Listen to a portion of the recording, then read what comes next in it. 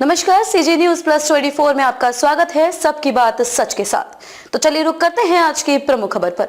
GST के दायरे में आएंगे पेट्रोल डीजल। प्रशांत किशोर ने बताया, तीसरी बार पीएम बनते ही क्या क्या करेंगे मोदी। लोकसभा चुनाव के लिए 5 चरणों में वोट डाले जा चुके हैं, 2 चरण अभी भी बाकी हैं। इस बीच राजनीतिक विश्लेषक प्रशांत किशोर ने प्रधानमंत्री नरेंद्र मोदी की अगुवाई में भारतीय जनता पार्टी की जीत की भविष्यवाणी की है। उन्होंने कहा है कि बीजेपी को पिछली बार के आसपास के बराबर ही सीटें आएंगी। इसके अलावा उन्होंने इस बात की भविष्यवाणी की है कि अगर केंद्र में पीएम मोदी की तीसरी बार सरकार बनती है तो क्या क्या बड़े फैसले लिए जा सकते हैं। पीके के नाम से मशहूर प्रशांत किशोर ने कहा कि प्रधानमंत्री नरेंद्र मोदी के तीसरे कार्यकाल में पेट्रोलियम को वस्तु एवं सेवा कर जीएसटी के तहत लगाया जा सकता है और राज्यों की वित्तीय स्वायत्तता पर महत्वपूर्ण अंकुश लग सकता है। वहीं एक चैनल को दिए इंटरव्यू में पीके ने मोदी सरकार की भ्रष्टाचार के खिलाफ लड़ाई में आने वाले बदलावों की भी भविष्यवाणी की है।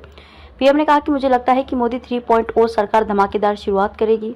केंद्र के पास शक्ति और संसाधन दोनों ही पहले से और अधिक होंगे। राज्यों की वित्तीय स्वायत्तता में कटौती करने का भी एक महत्वपूर्ण प्रयास हो सकता है। उन्होंने कहा कि प्रधानमंत्री के खिलाफ कोई व्यापक गुस्सा नहीं है, इसलिए भाजपा लगभग 303 सीटें जीतेगी।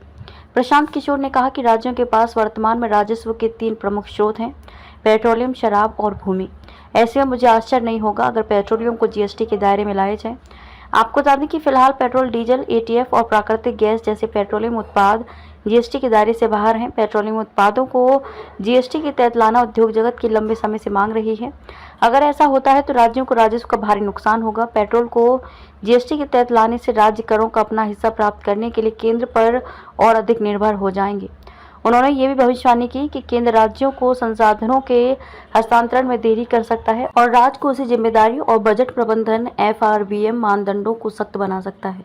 खबरों में अब तक के लिए बस इतना ही। फिर होगी आपसे मुलाकात ऐसी ही किसी बड़ी और खास खबर के साथ। तब तक के लिए नमस्कार और देखते रहिए सीजी न्यूज प्लस 24।